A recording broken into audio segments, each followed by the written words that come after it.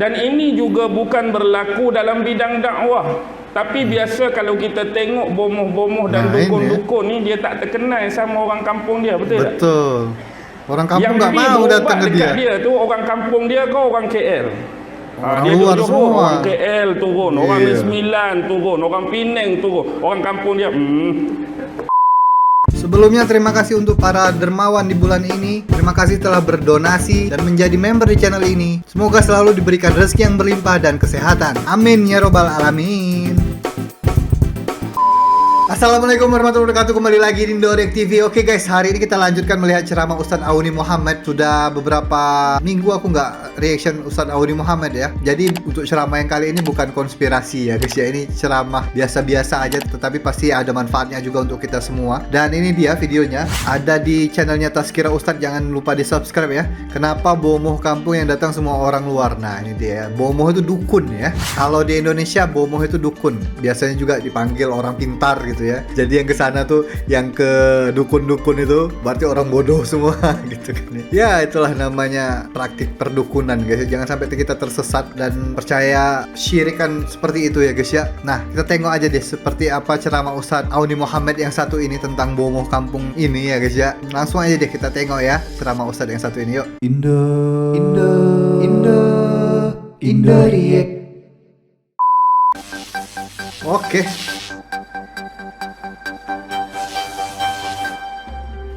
ringkas-ringkas habis cerita Nabi Allah Nuh, datang pula satu kaum. Ini cerita yang Allah jadikan Nabi kaum Nuh. ni lebih besar, lebih tegap, lebih hebat, lebih bersemangat daripada kaum yang telah dibinasakan oleh Allah. Iaitu kaum Ad. Kaum Ad ni mendiami satu bumi yang disebut sebagai bumi Ahqaf. Bukankah tuan-tuan di dalam Al-Quran ada satu surah yang disebut surah Al-Ahqaf. Al-Ahqaf. Nabi yang diutuskan untuk kaum Ad, Nabi apa? Nabi apa? Tak tahu. Pengurusi. Nabi lepas Nabi Nuh, Nabi apa? Nabi Hud alaihi salam. Zaman Nabi Hud. Cuma pesen dia berbeza. Patutnya bila saudara kita, keturunan kita yang paling dekat sudah dibinasa dan dimusnahkan oleh Allah, cukuplah itu sebagai iktibar dan pengajaran. Siapa lawan Allah, inilah akibat dia. Siapa tentang Allah, inilah kesudahan dia. Cukup kita pegang demikian. Tetapi sifat manusia ni sentiasa lalai, leka dan lupa. Betul. Bila datangnya umat Nabi Allah Hud yang disebut Ad ni, yang Allah bagi kekuatan pada tubuh badan mereka, perawakan dan perwatakan mereka jauh lebih baik dan menarik, apa yang berlaku? Pada zaman mereka, mereka telah membina kota-kota besar, bangunan-bangunan yang tinggi, laksana kota metropolitan. Dan ini dirakamkan oleh Allah selalu yang dibaca oleh imam-imam tatkala dia mengimamkan solat subuh, surah Al-Fajr. Alam tara kaifa fa'ala rabbuka bi'ad iram dhatil 'imad allati lam yukhlaq mithluha fil bilad. Apa dia? Adakah kamu tidak memperhatikan bagaimana Allah telah memperlakukan kepada kaum Ad?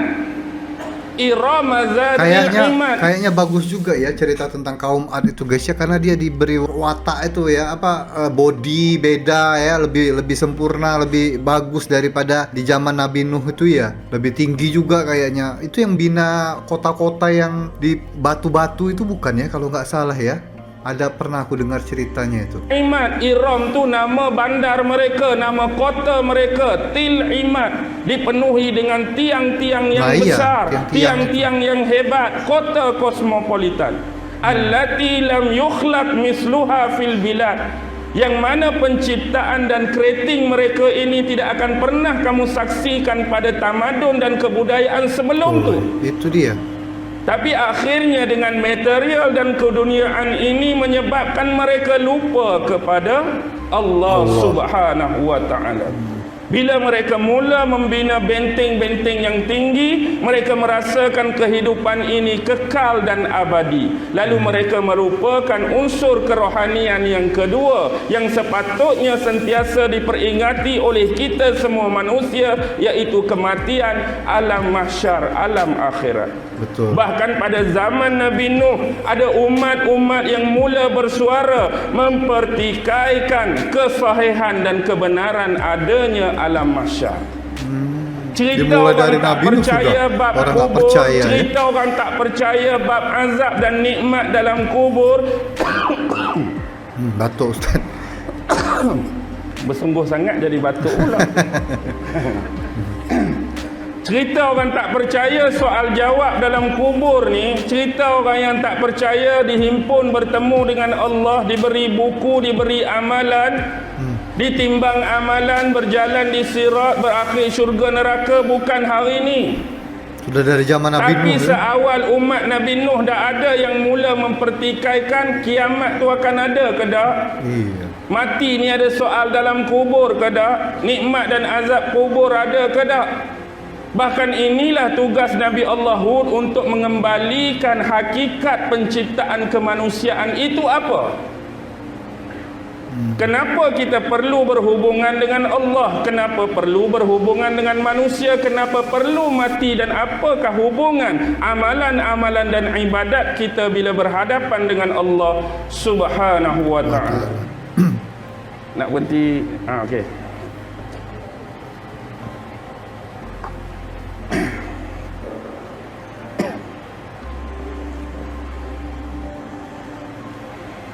Minum dulu. Alhamdulillah.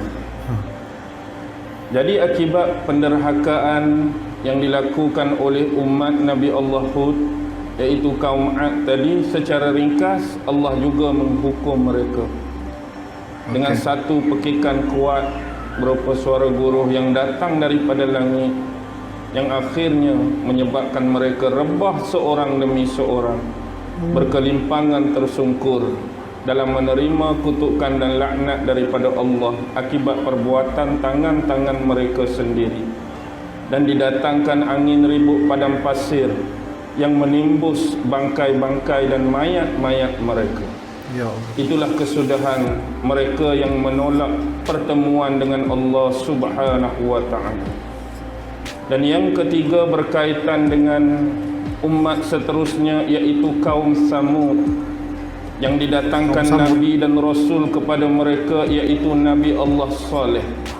Oh, kaumnya Tempat Nabi kaum Soleh. Samud disebutkan di dalam Al-Quran, iaitu Al-Hijr.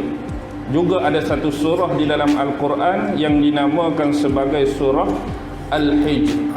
Tempat ini juga disebut sebagai Wadil Qura. Di sinilah hidupnya kaum Samud, yang kalau kita ambil pertimbangan tadi, dah dua generasi sebelum ini yang dihukum, dimusnahkan, menerima laknat oleh dimusnahkan Allah. semua tu kan, Patut kaum lebih Nabi, lagi lah kaum Nabi. persediaan daripada mereka untuk menolak kejadian-kejadian seumpama ini akan berlaku ke atas diri mereka. Tetapi sekali lagi sifat kelalaian, kelekaan dan hawa nafsu yang diperturuti oleh manusia, di samping campur tangan hasutan-hasutan dan belitan-belitan yang dijalankan oleh iblis dan juga syaitan, akhirnya sekali lagi satu kaum terheret dalam lembah kemusnahan dan kebinasaan, dibinasakan iaitu kaum juga Samud, kaum Samud, yang mana mereka lebih menitik beratkan apa yang telah ditinggalkan oleh nenek moyang keturunan mereka dari generasi ke satu generasi. Penyembahan berhala masih lagi bersisa. Dan lebih jauh, ada beberapa riwayat yang menyebut ada di kalangan berhala-berhala tadi adalah manusia-manusia yang diselamatkan oleh Allah di atas kapal Nabi Nuh alaihi salam dulu. Jadi mereka memuja, mereka meminta pertolongan kepada beberapa individu yang mereka idolakan, yang mereka patungkan, yang mana jadi sebahagian daripada mereka tu adalah manusia yang terselamat di atas kapal Nabi Allah Nuh. Akhirnya datanglah Nabi Allah siapa? Kaum Samud Soleh.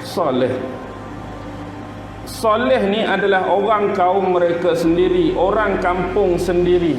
Lalu soleh dipertikaikan. Kenapa mesti kamu wahai soleh? Kenapa Allah lantik kamu jadi nabi? Kenapa Allah lantik kamu jadi rasul? Untuk memberi kesedaran kepada kami, untuk mendakwahkan ajaran kamu kepada kami. Sedangkan kalau boleh banyak lagi orang lain yang Allah boleh lantik jadi nabi dan rasul untuk memperingatkan kami. Ini menyedarkan dan memperingatkan kepada kita, kadang-kadang benda seperti ini boleh berlaku dalam ruang lingkup realistik kehidupan kita sekarang. Kebiasaan, bila peringatan, bila dakwah tu datang daripada orang yang dekat dengan kita, orang yang dikenali, satu kampung, satu kawasan, satu taman, payah kita nak dengar. Betul. Tambah jenis abang nak nasihat adik. Dia cakap apa? Alah, abang pun lebih kurang. Biasa ayat macam tu. Kalau nasihat bapak kepada anak, bapak pun lebih kurang, mak pun lebih kurang, sepupu susah pun masuk lebih kurang. nasihat, Jadi dia lebih selesa nak dengar daripada orang luar, orang yang dia tak kenal. Aku habis cerita dah anak aku ni, Din, hang tolonglah. Patut sepak, patut tampak. Dan ini juga bukan berlaku dalam bidang dakwah. Tapi biasa kalau kita tengok bomoh-bomoh dan dukun-dukun ni, dia tak terkenal sama orang kampung dia, betul tak? Betul. Orang kampung tak mau datang ke dia tu orang kampung dia ke orang KL. Orang luar semua. Orang KL turun, orang Sembilan turun, orang Penang turun, orang kampung dia karena orang kampung ni dah tahu. Di mata orang lain pun orang kampung dia. Seolah-olah itulah gambaran dan analogi yang lebih mudah untuk kita bagi nampak. Iya. Tak ada orang lain ke? Hakikatnya kalau datang orang lain sekalipun yang bukan dari kawasan dan kampung mereka, agak-agak mereka nak dengar ke? Tak dengar juga kalau tak mau dengar. Tak dengar juga kalau mata, hati, telinga, pendengaran, penglihatan ditutup oleh Allah Subhanahu wa taala. Mula-mula mempertikaikan tentang kenabian dan kerasulan.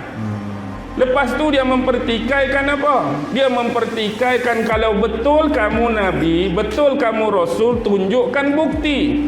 Tunjukkan tanda. Mana mukjizatnya kalau kamu ni nabi? Mana mukjizatnya kalau kamu ni rasul? Secara ringkas didatangkan mukjizat oleh Allah berupa apa? Mukjizat Nabi Allah Saleh. Apa mukjizat Nabi Saleh? Keluar apa? Ada seketul batu, keluar apa dari celah batu tu? Keluar seekor unta. Oh, itu mukjizatnya, aku juga tak tahu. Kalau bukan unta yang keluar pun, binatang yang lebih kecil, dia tetap bermukjizat. Keluar daripada seketul batu seekor ayam. Pelik ke tak pelik? Pelik. Ketul batu. Bukan keluar daripada telur. Kalau yang keluar daripada ketul batu tu seekor kambing pun pelik. Kalau seekor lembu pun pelik. Bahkan unta yang besar lagilah pelik. Dari batu keluar unta. Kalau kita kata saya pun ada mukjizat, sekejap lagi dari belakang semak tu keluar seekor kambing. Tiba-tiba keluar sungguh kambing. Padahal kambing tu sesak ke, kambing tu duduk makan dalam tu. Kita pun tengok hebat tak mukjizat aku. Keluar sungguh kambing. Itu bukan mukjizat, itu andaian dan agak-agak tiba-tiba keluar kambing. Kalau masa tu keluar Abang B macam mana? Oh, tak kena tekaan saya. Mukjizat saya tersasar. Ingat ke kambing, keluar Abang B. Hak tu andaian, tekaan, agakkan. Siapa-siapa pun mungkin boleh kena, siapa-siapa mungkin boleh tersalah. Tapi ini memang mukjizat. Tapi akibat kedengkian demi kedengkian, nak melumpuhkan usaha dakwah ni, nak suruh makin minima orang yang percaya dan beriman pada Saleh, maka perancangan dibuat. Cerita tentang perancangan, tentang agenda, tentang konspirasi ni bukan hari ni, tuan-tuan. Dah berlangsung sejak zaman Nabi-Nabi dan Rasul. Cuma pemaknaan dan pengistilahan guna pakai. Sebelum timbul istilah konspirasi, kita guna agenda, kita guna berperancangan, kita guna pengkhianatan. Hari ni istilahnya lebih moden. Benda sama, apa dia? Nak buat jahat kat orang. Nak buat benda baik kat orang. Bukan benda baik, benda tak baik kat orang. Jadi perancangan yang dibuat nak buat apa dekat unta soleh ni? Kita nak bunuh. Tadi minta bukti sangat. Bila dah ada bukti, hang nak buat macam-macam. Lebih jauh nak bunuh unta Nabi Soleh, maka pakatan pun dibuat. Akhirnya terbunuhlah unta Nabi Allah Soleh. Bahkan Nabi Soleh dengan keluarganya sendiri di malam hari juga mereka nak bunuh Nabi Allah Soleh. Susah Bahkan betul lebih dakwah jauh zaman dulu, dakwah meminta Nabi. musibah, meminta laknat dan kutukan Tuhan tu disegerakan. Dia buat main-main, dia buat cabaran. Dah kata kalau kami bunuh, kalau kami apa-apakan unta ni, mana dia musibahnya, mana dia laknatnya, mana dia kutukannya. Marilah Oh, dia ditantang cabar ya pula. dulu. Oh, dicabar sama mereka ya. Tempoh 3 hari. Mula-mula muka bertukar jadi warna apa dulu? Kuning. Lepas tu muka kamu akan tukar jadi merah, muka kamu akan tukar jadi hitam, kemudian tunggulah Oh, balasan daripada Allah. Oh. Jadi sungguh makin takut, jadi sungguh makin takut, jadi sungguh makin takut. Akhirnya terjadilah gegaran dan gempa yang melingkupkan mereka semua. Oh, itu guys ya. Ceritanya Nabi Soleh ya. Indah Riek. Oke, sebenarnya ini ceramahnya bukannya tentang bomoh ya. Kebanyakan tadi itu tentang nabi ya, kaum-kaum nabi dari Nabi Soleh, Nabi Nuh, Nabi Hud tadi kan. Bagaimana mereka dibusnahkan karena tidak beriman kepada Allah Subhanahu wa taala. Bukan masalah bomoh ternyata ya. Tapi oke juga lah, ini banyak pelajaran juga yang kita bisa ambil dari ceramah Ustadz yang satu ini. Bagaimana kita harus mengingat Allah semata-mata ya guys ya. Jangan lupa. Dan mungkin nanti kita akan tengok lagi ceramah Ustadz Awani Muhammad. Tadi tuh ada yang bagus guys ya. Aku tuh pengen dengar cerita tentang umatnya Nabi Hud tadi ya. Nah, itu kan perawaannya katanya beda dari kaumnya Nabi Nuh. Perawakannya lebih tinggi, lebih bagus, lebih elok gitu kan ya. Ya nanti kita tengok, kita cari deh ceramah Ustadz yang membahas tentang hal tersebut ya. So terima kasih untuk teman-teman yang sudah menonton video ini. Terima kasih juga untuk teman-teman yang sudah menjadi member VIP channel ini. Dan kita berjumpa lagi di video selanjutnya. Akhir kata, assalamualaikum warahmatullahi wabarakatuh. Bye bye. Sayonara, sayonara, sampai berjumpa lagi.